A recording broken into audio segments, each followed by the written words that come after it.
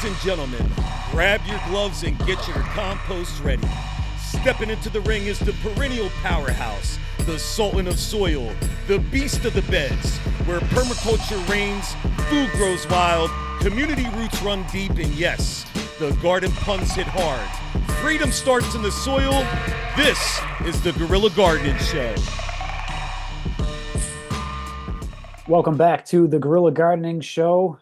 I am Mike from Mike's in the Garden, back as always with Sam from Central Florida Abundance. What's happening, Sam? Hanging in there, Mike. How you doing? I'm doing well. We've got people commenting on our videos and some constructive criticism. I'm open to it all. We're learning here. We're gardeners, even though I do have somewhat of a background in this. I usually had a producer, but someone said to let everybody know where we are. So if Central Florida Oh, Abundance doesn't give it away, then I'm here to tell everyone that we are located in Central Florida. yeah, So South Central. I'm in Polk County. Uh, but yeah, zone 9B, 10A, depending on who you ask. yeah, Subtropics. I think both of us live in a pretty warm microclimate. I don't really sure. get frost where I'm at. But it does, it'll get down to 35 once a year for a minute. Uh, Yeah, so don't but panic. yeah, we both live in the tropics. Subtropics. It's humid here in Florida. We deal with a lot of fungal stuff. Our soil's very sandy. But those are just attributes to the climate. It's people will diss on Florida's climate, but you just Yeah. got to know how to work with it.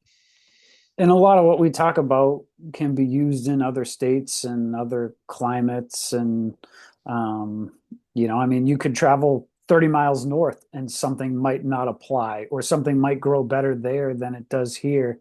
And really, we're similar climates. So, um, Absolutely. You that's, got to pay attention to the trends. The overall yeah, trends, they're applicable everywhere. The specifics, we're talking about Central Florida's climate here. And I try to point that out, when we get really specific about things. Because today we're going to talk about uh, a plant that you have that is super temperamental in our climate. yes. Uh, so what is it that you got for us? Today I have my fig tree, and I guess I'm gonna go for the original. Exceeds the maximum allowed resolution. Ah, damn it. I was shooting in 4K earlier. We're gonna have to start paying for Zoom. We're gonna need y'all to subscribe and Yeah, like these videos yeah, so that we can start paying for Zoom. yeah. Come And on then now. you guys can get higher quality content. So it's on y'all. Sam, Ring the grab a bell. drink real quick. I'm gonna go record a 30-second video of this fig tree in 1080p, and I'll be right back. All right, let's pause it. Yep. All right, so recorded moments ago is my fig tree here. I want to say it's at least 3 years old, and it's healthy. Okay. Yeah. Um, I'm assuming this is some kind of fungal. I mean, you can see how easily that came off. Yeah, and the figs do lose their leaves, but here it's called a rust. And it is a fungal issue, but it's because of all the humidity in the air that, even a little bit of moisture on the leaves, the figs aren't really adapted to deal with humidity. And so they develop that rust. Uh, and then when the leaves, are too covered in it and can't photosynthesize, the tree just drops them because it's used to just dropping the leaves when they're no longer useful. Um, but this one actually looks really healthy. And I'm assuming it was like, maybe like a foot tall with a branch or two when you planted it. Yes, actually, I do have one of the original videos here of when it was Okay. planted, and then I have one in the pot as well. But let's try.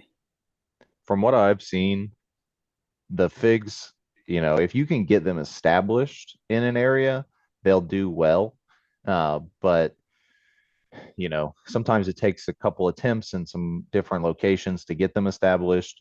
Hmm. Um, they also have trouble with, in some of our heavily disturbed sandy soils, we have a overabundance of root knot nematodes because we have a deficiency in predatory nematodes and defensive fungi.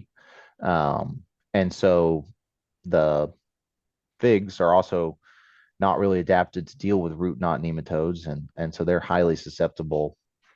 So that can be a big issue.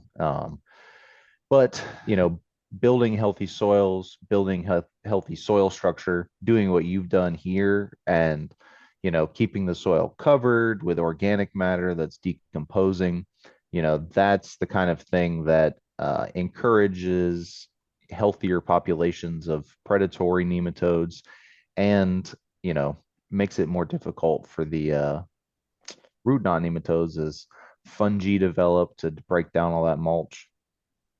Okay. So It this looked real was nice when you two planted it too. years You got a ago. good one. Yeah. Yeah. Yep. I bet that's shocking to see that big wide open bed. Yeah. I'm looking back at this like, where the weeds came back. Just one little marigold there. Yep. Yep. Now it's all But cranberry hibiscus. yeah, cranberry hibiscus, bunch of grassy weeds, longevity spinach, that's certainly taken over. That's a good Um, one. but So, what do you know what variety it is? I don't. Oh, okay. Have you ever gotten Now, figs off of it yet? so the first year, which I'm assuming was stress related, the first year it put out one fig, like in the middle of this. This video is from May 23, so shortly thereafter, June, July, it produced one fig. It was like very woody, tasted terrible. And so that was That sounds about 23. right. So last October, we got figs and they were really good. Liz loves the figs, so she enjoyed those. But yeah, I mean the video I first showed had a string of them on there, and then some of the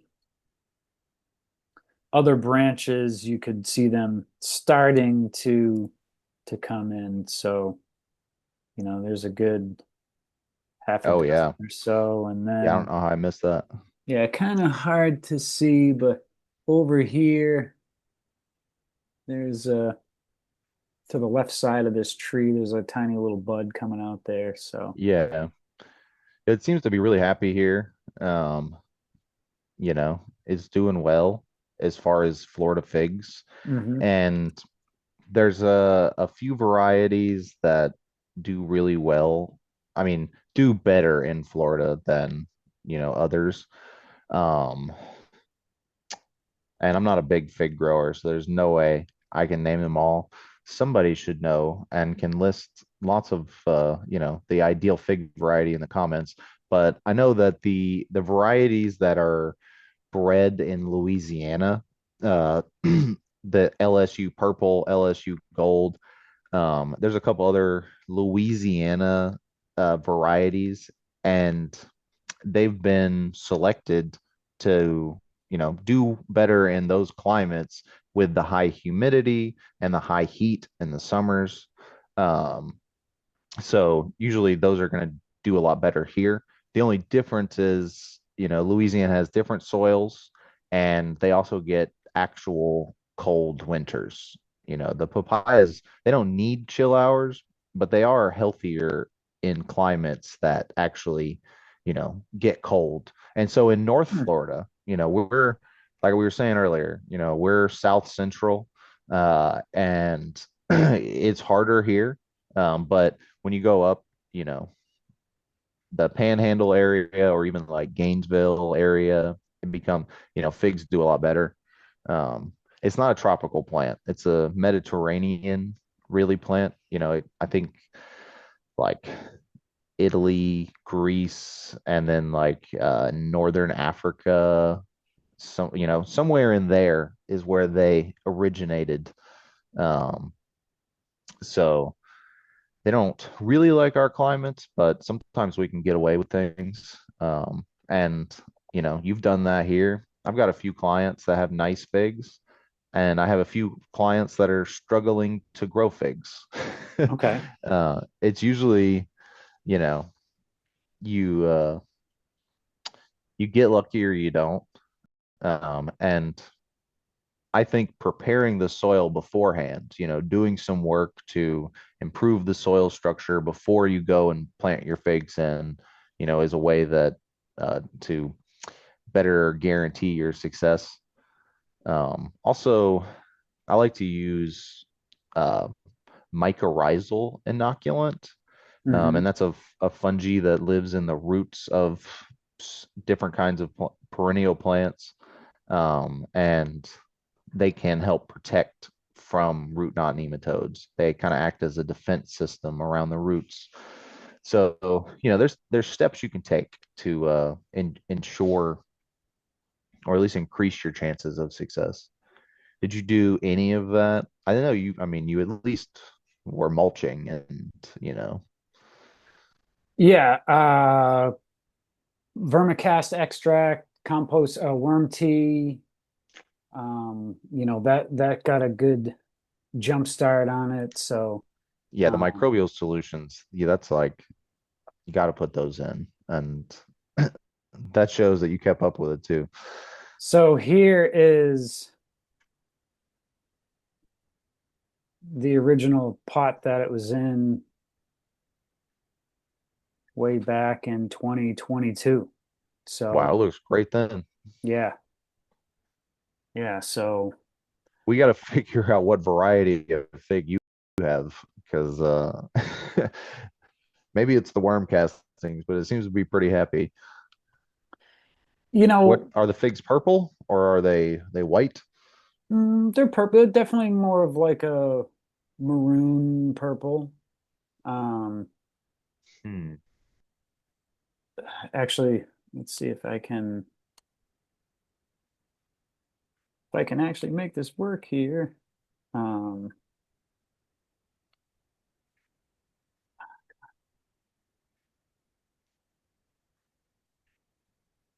so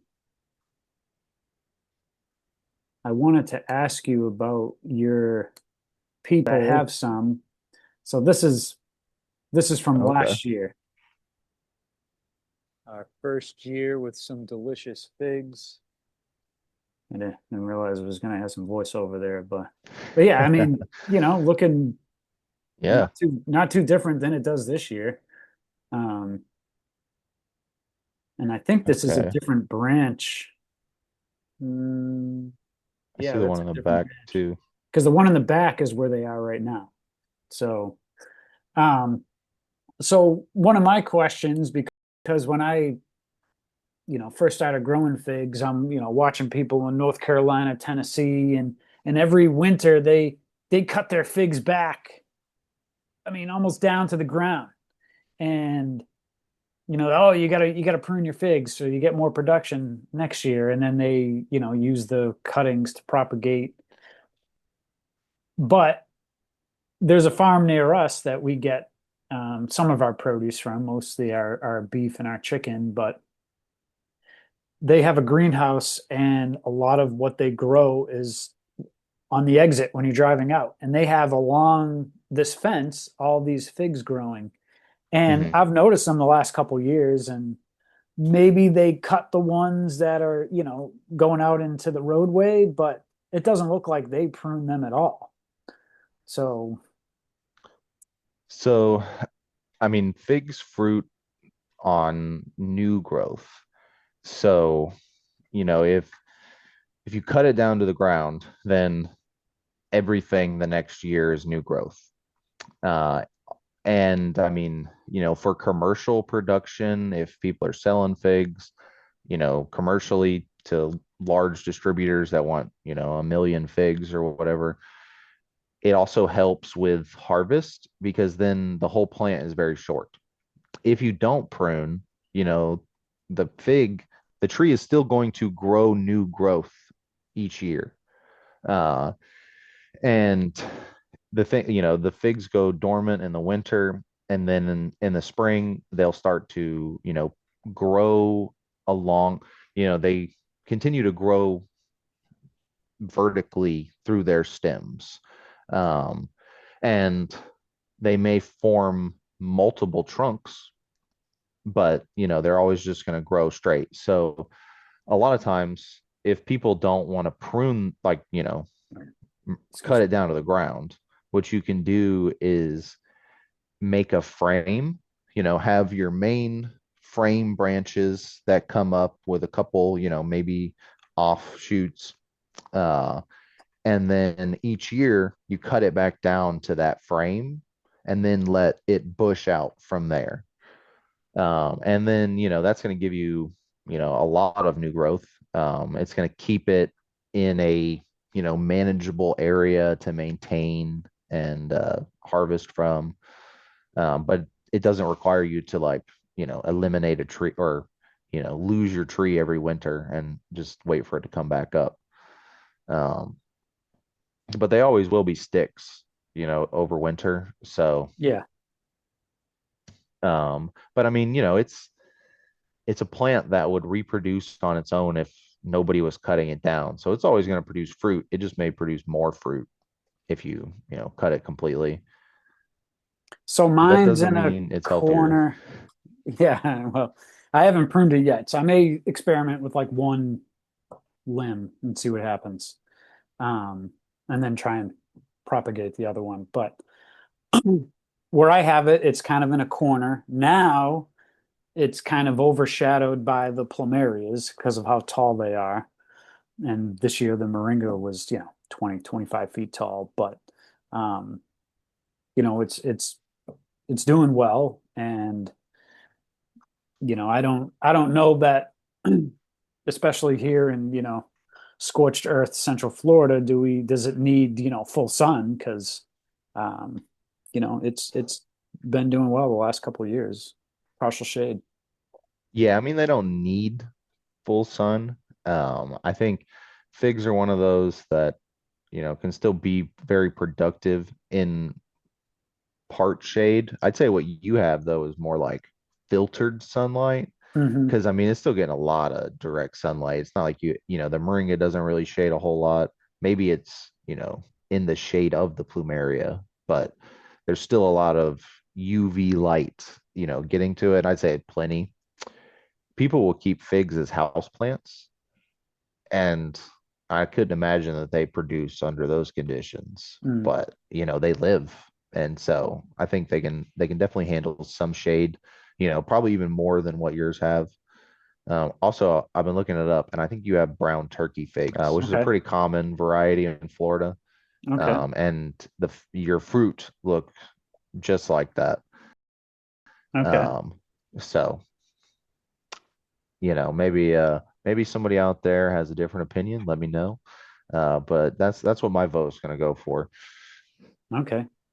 Yeah, if you've made it this far, someone watching the last video was like, "Hey, the audio is a little screwed up." And yeah, I did screw up the audio, and I said, "Thanks for letting me know." And also, you're 35 minutes into the video, so thank you for watching 35 minutes in.